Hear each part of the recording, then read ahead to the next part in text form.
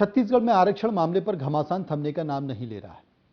राज्यपाल और भूपेश बघेल सरकार के बीच आरक्षण बिल को लेकर विवाद राज्य में नए राज्यपाल आने के बाद भी जारी है। नया आरक्षण बिल 1 दिसंबर को छत्तीसगढ़ विधानसभा में सर्वसम्मति से पास हो गया, जिसमें अनुसूचित जनजाति के लिए 32% आरक्षण, अनुसूचित जाति के लिए 13% आरक्षण, ओबीसी के लिए 27% आरक्षण और ईडब्ल्यूएस के लिए 4% आरक्षण दिया गया है। ऐसे में कुल आरक्षण को जोड़ दिया जाए तो यह 76% हो जाएगा। विधानसभा में यह बिल पास होने के बाद संवैधानिक मान्यता के लिए बिल राज्यपाल अनुसुईया उइके के पास गया। यहां इन्होंने इस पर साइन करने से मना कर दिया। राज्यपाल अनुसुईया उइके का मानना है कि मामला कोर्ट में जाएगा तो सरकार 76% आरक्षण को कैसे सही ठहराएगी। आपको याद होगा कि छत्तीसगढ़ हाईकोर्ट ने 2012 के विधेयक में 58% आरक्षण के प्रावधान को अवैधानिक करार दिया था, जिसके बाद आदिवासियों को आरक्षण 32 से घटाकर 20% कर दिया गया, जिसका जमकर विरोध भी हुआ। और ऐसे में सवाल यह कि जब कोर्ट ने 58% आरक्षण को अवैधानिक घोषित किया है तो 76% का कैसे वैध होगा। विधानसभा से पारित आरक्षण संशोधन विधेयक के विवाद में नया मोड़ आ गया है।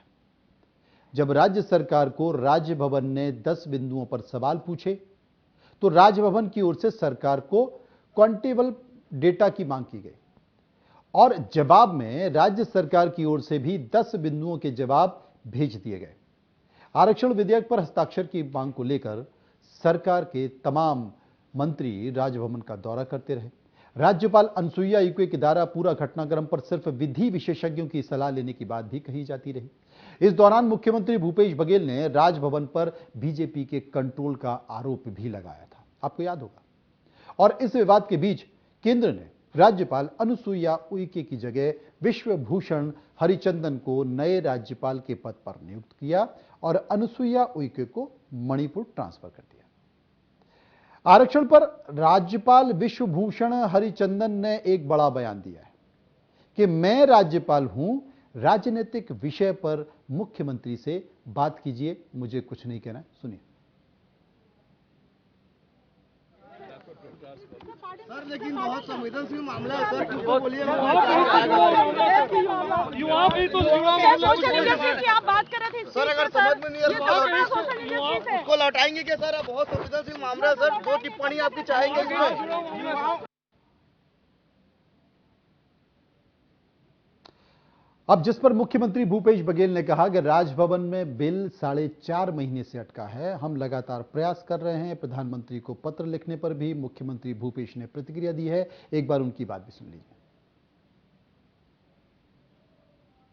सही बात है कि विधानसभा जो पारित है बिल, वो राजभवन में अटका है 4.5 महीने। अभी अब जैसे कृषि महाविद्यालय हमने खोला 19 और उसके बाद इस बजट में और भी है, तो इन महाविद्यालयों में हमको भर्ती करना पड़ेगा, स्टाफ की भर्ती करनी पड़ेगी, असिस्टेंट प्रोफेसर की भर्ती करनी पड़ेगी। लेकिन जब तक के आरक्षण बिल अटका हुआ है तब तक के भर्ती प्रक्रिया हम शुरू नहीं कर सकते। बहुत सारे विभाग हैं जिसमें हमको भर्ती करना है, चाहे एजुकेशन हो, चाहे वो पुलिस हो, चाहे हेल्थ डिपार्टमेंट हो, चाहे एग्रीकल्चर यूनिवर्सिटी की बात हो, चाहे वो इरिगेशन की बात हो, सब में भर्ती हमको करना है। लेकिन उसके कारण से भर्तियां रुकी हुई। दूसरी तरफ ये है कि अभी जो नीट के एग्जाम वगैरह होंगे उसमें भी आरक्षण का मामला है, तो इसे फैसला करना चाहिए राज्यपाल जी।